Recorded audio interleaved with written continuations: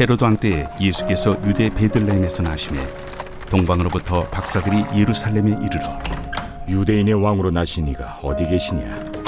우리가 동방에서 그의 별을 보고 그에게 경배하러 왔노라. 헤로드 왕과 온 예루살렘이 듣고 소동한지라.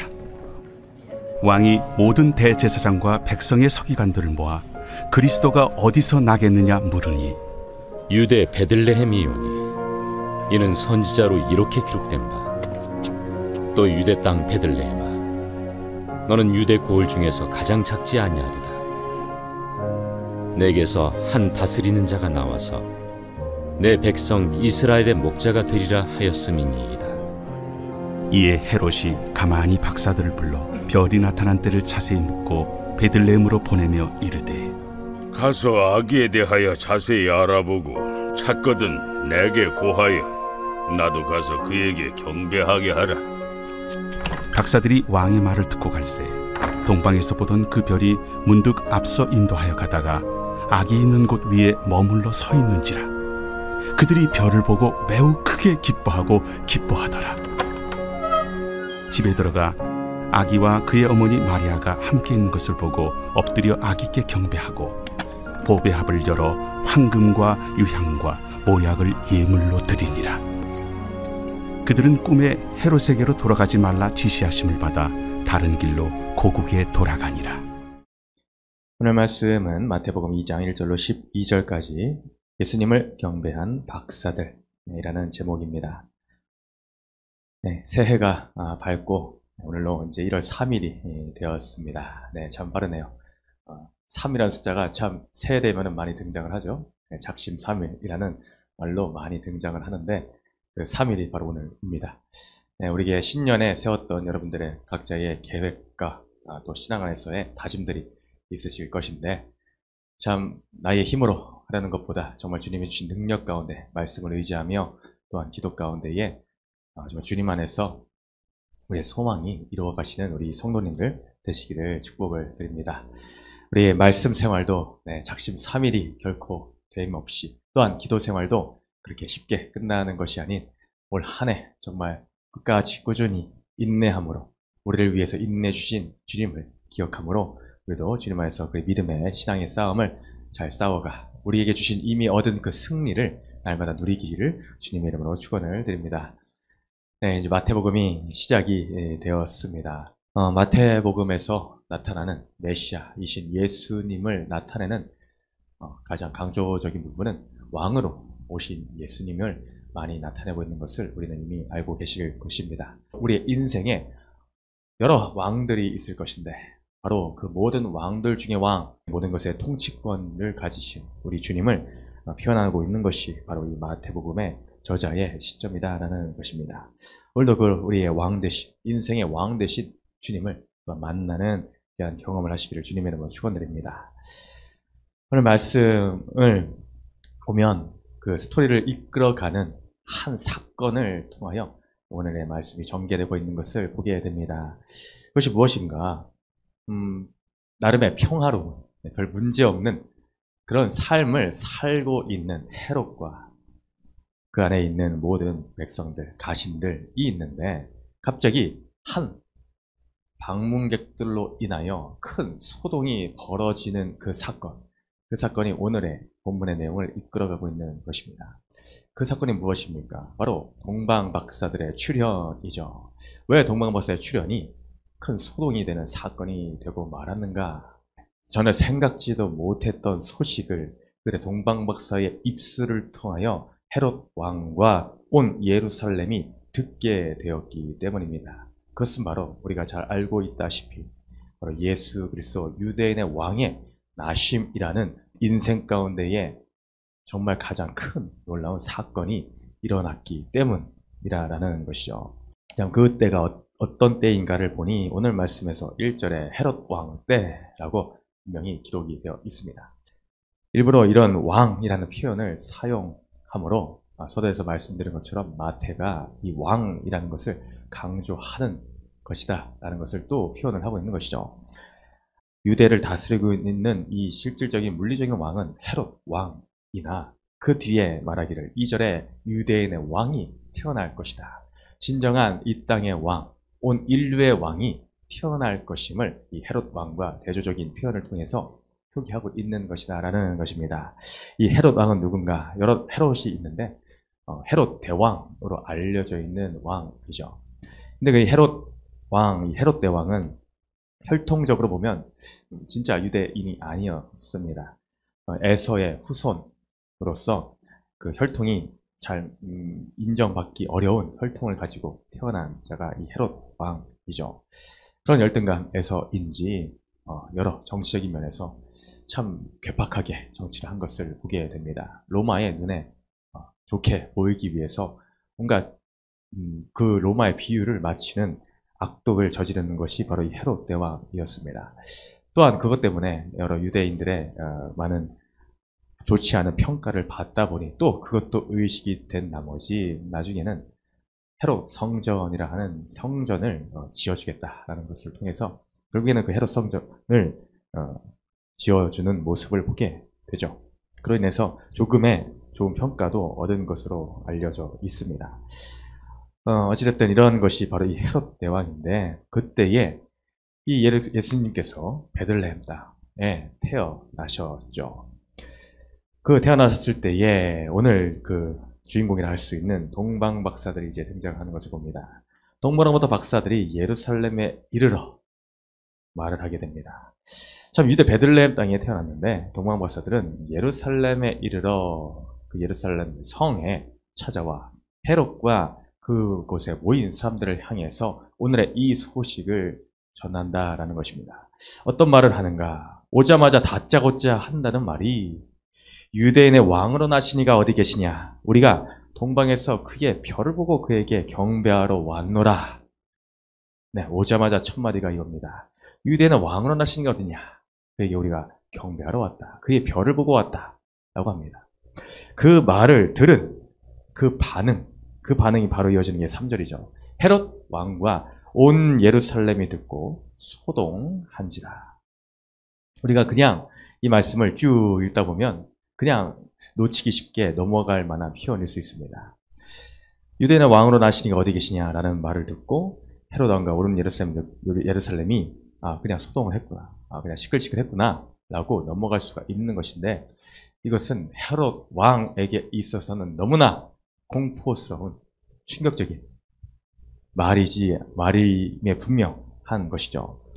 헤롯 왕은 욕심이 가득한 자로서 자신의 그 왕권을 유지하기 위해 온갖 힘을, 온갖 수단과 방법을 가리지 않았던 자입니다.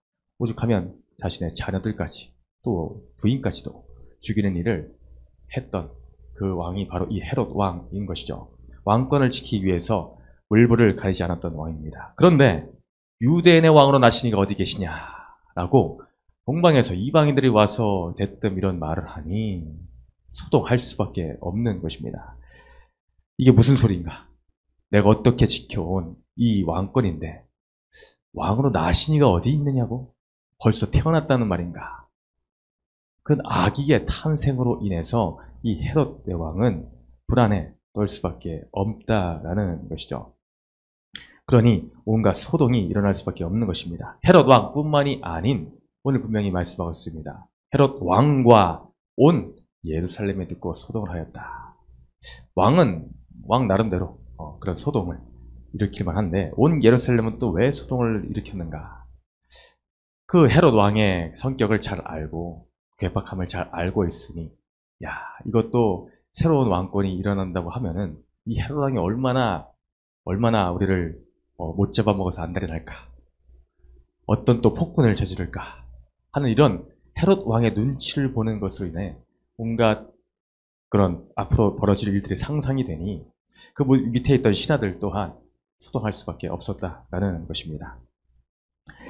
이런 상황 가운데에 왕은 사람들을 불러 모읍니다. 누구를 불러 모으는가를 보니 모든 대제사장과 백성의 서기관들을 모아서 이 동방에서 박사들이 와서 이런 얘기를 하는데 그 그리스도가 어디서 나겠냐?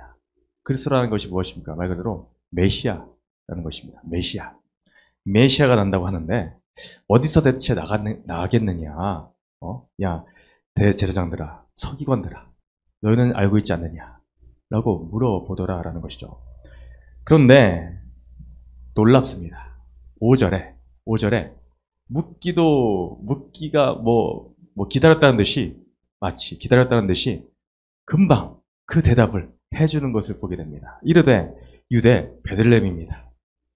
그 메시아가 난다는 곳은 유대 베들레헴이오니 이는 선지자도 이렇게 기록된 바, 또 유대 땅 베들레헴아 너는 유대 고을 중에서 가장 작지 아니하도다. 내게서 한 다스린 자가 나와서 내 백성 이스라엘의 목자가 되리라 하였음이니이다.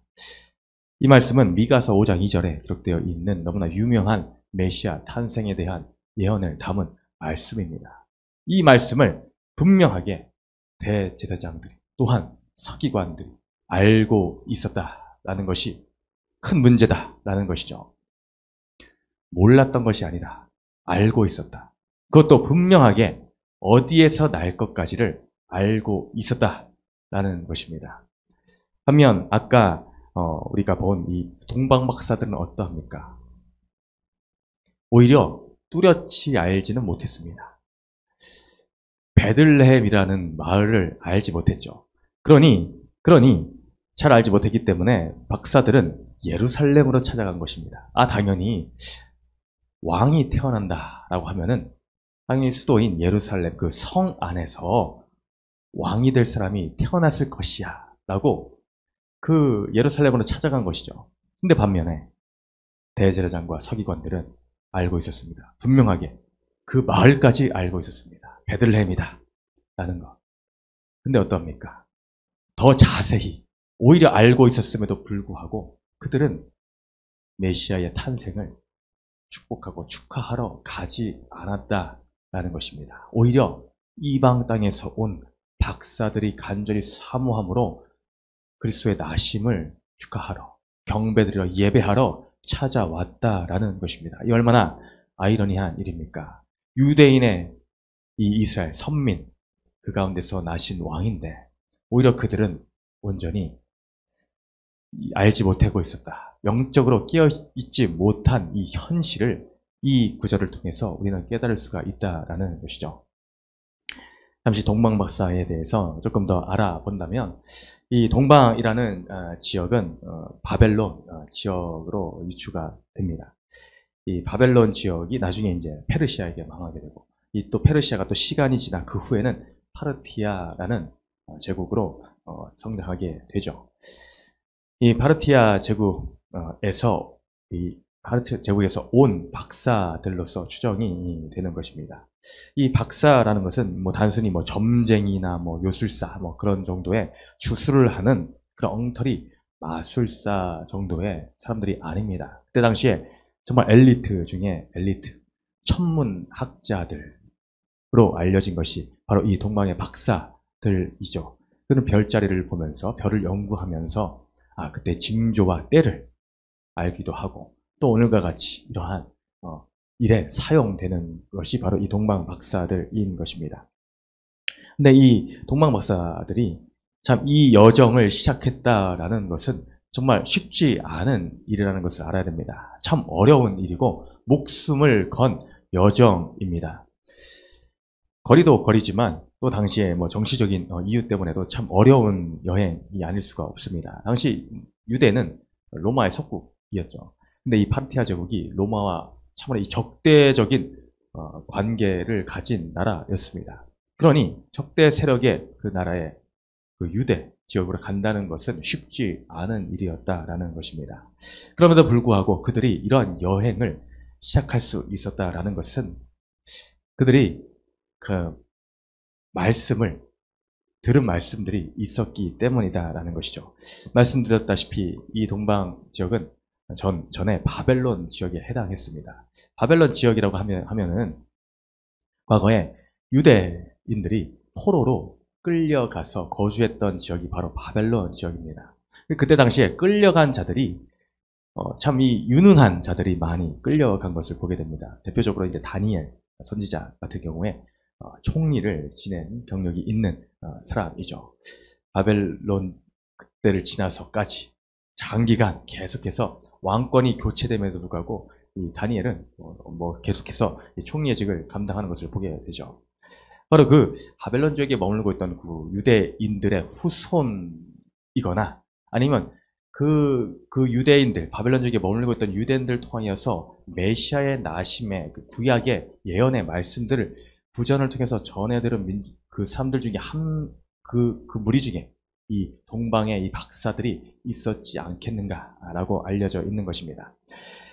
그 모든 예언의 말씀들 중에 이런 말씀이 있습니다. 민수기 24장 17절에 내가 그를 보아도 이때의 일이 아니며 내가 그를 바라보아도 가까운 일이 아니로다. 한 별이 야곱에게서 나오며 한 규가 이스라엘에게서 일어나서 모압을 이쪽에서 저쪽까지 쳐서 무찌르고 또 셋의 자식들을 다 멸하리로다.